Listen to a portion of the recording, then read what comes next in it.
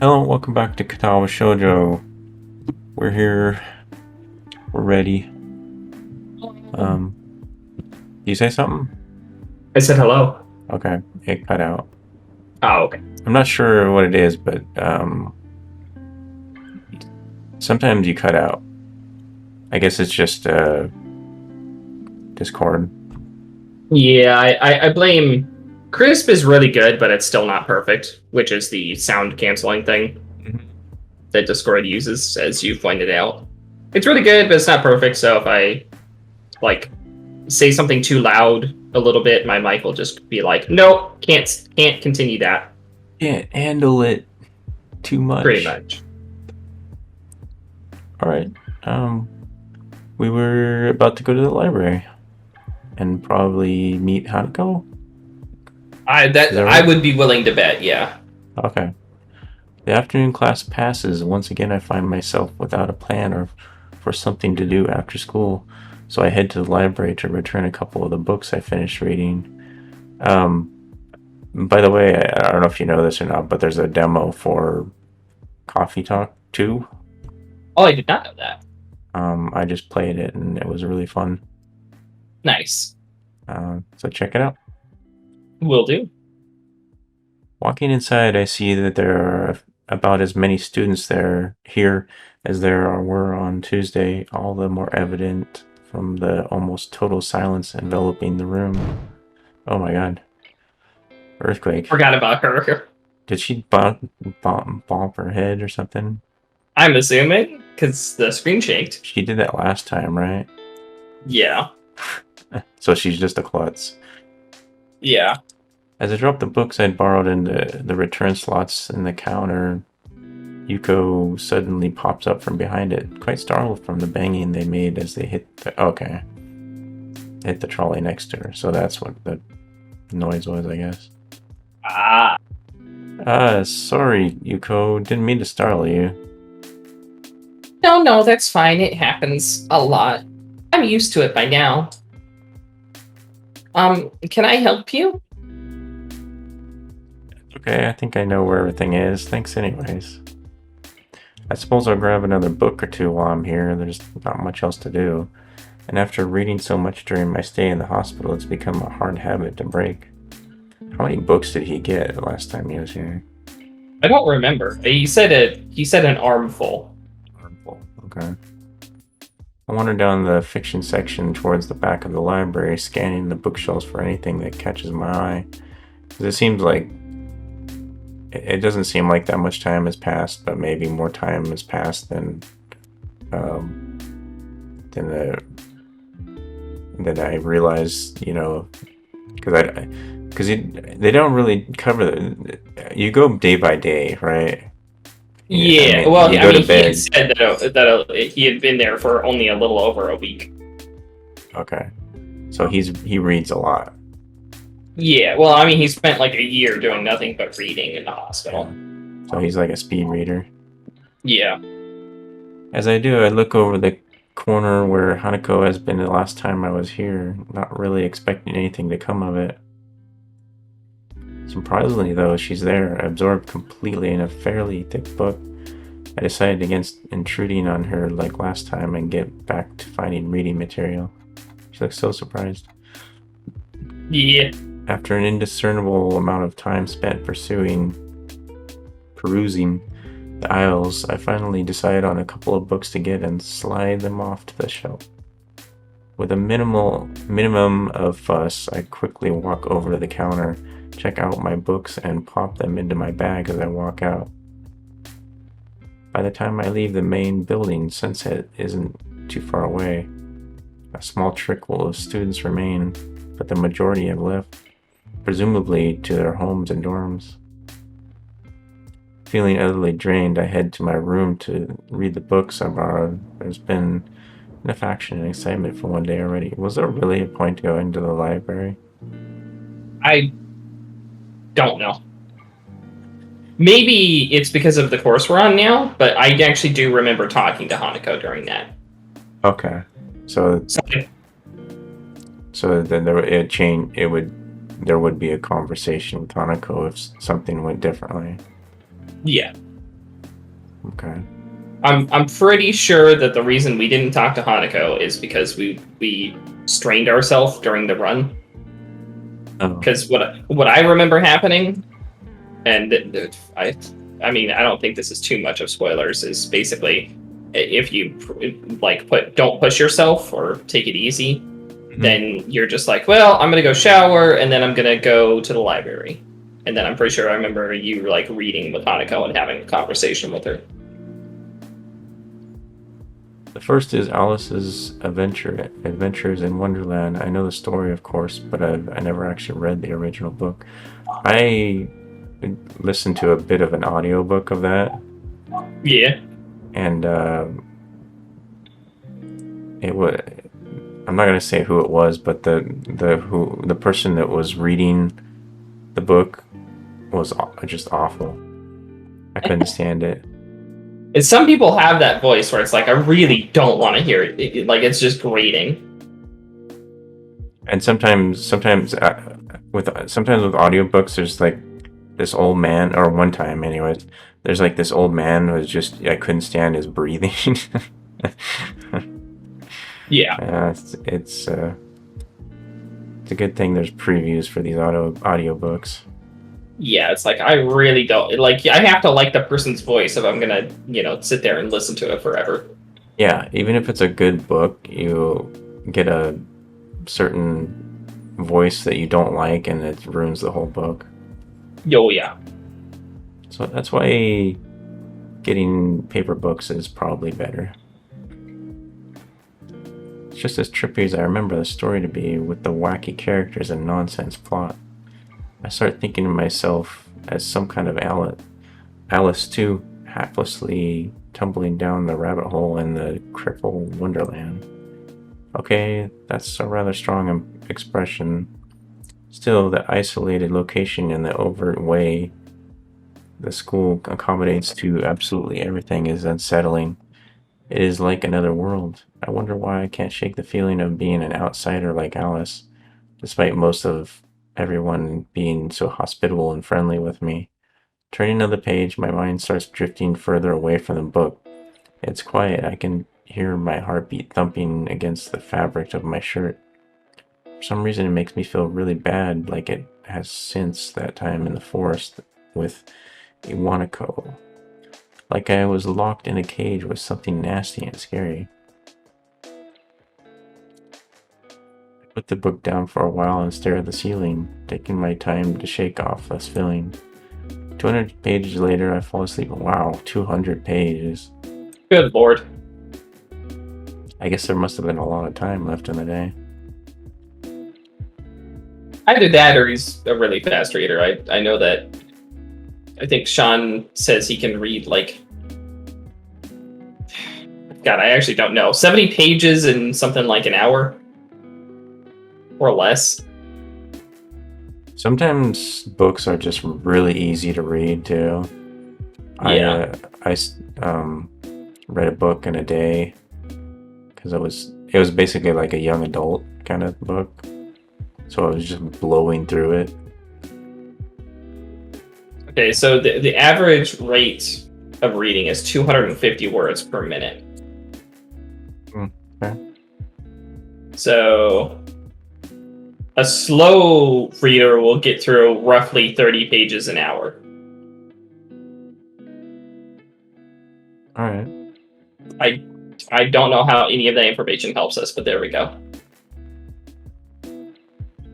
Well, it's definitely doable to get through 200 pages. It just seemed like a lot. Yeah. The students roll into class for the Saturday morning session, each and every one of them sporting the tired eyes of people who have worked through the night. With only a day left to prepare, I suppose it's not surprising. Thankfully, we only have to suffer through classes until the lunch break, and then our time is our own. Mutao lurches into the class in a tired stagger. He's been up all night fighting crime. I suppose students aren't the only people here that enjoy their late Friday nights. That reminds me, I played. I told you I played Coffee Talk too. Yeah. I named myself Batman. in the story, and it kept cracking me up when they would call me Batman. Without saying a word, he scrawls some page and question numbers on the board and slumps down into his desk. It's there completely, has huh? there has to be a universe where Batman is a barista, right? Yeah, the funny thing is that the police officer that comes in, Yeah. he came in and started talking about some crimes going on. Oh, that's funny. It's completely atypical behavior for him, but it appears that no one in the class is going to call him out on it. Wordlessly, the students shuffle their textbooks into position and get to work. Not wanting to break the trend, I do the same. Fatigue has made the class antisocial, not a peep is heard among the ruffling papers. That can partly be attributed to the 2 empty seats beside me. For some reason, Misha and Shizune aren't present, probably doing council work for the festival. It's very quiet without Misha present. Yeah. Oh my God, she's not here. That you don't actually get to hear her voice, just what you use as the voice.